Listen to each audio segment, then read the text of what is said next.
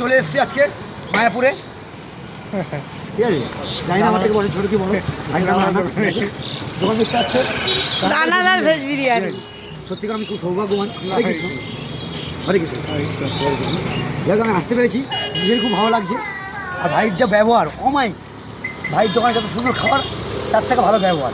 যারা বলে বাজে ব্যবহার তাদের বলি, আমি এটা বলি, তুমি যদি ভিডিও বানাও কোনোদিন কমেন্ট সেকশন পড়বে না, কারণ দু প্রকৃতি মানুষ হয়, কেউ ভালো কেউ খারাপ, ঠিক আছে? একদম আমরা দোকানদার, আমাদের কাজ আমরা করা, আমরা সেটা করবো।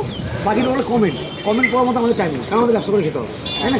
অবশ্যই অবশ্যই আমি সবসময় চাই মানুষের পরিষেবাটা ঠিক মতো দেওয়ার, একদম। যার জন্য এই দোকানটা ছোটো ছিল, আমি বড় করলাম। এবং ওই যে দোকানটা নিয়েছে ওটাও আর বড় হবে, ওটার সামনেও সিটিং ক্যাপাসিটি বাড়বে। আর যেহেতু ব্রেকফাস্ট চালু হচ্ছে, আর ভিড়টা তো থাকবেই সারাদিনই।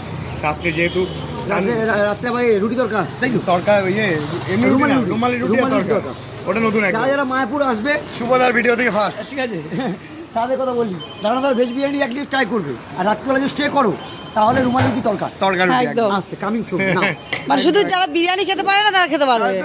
তার জন্য ভেজ বিরিয়ানি আছে, একদম একদম তরকার রুটি একদম আছে। একদম একদম একদম থ্যাংক ইউ সো মাচ।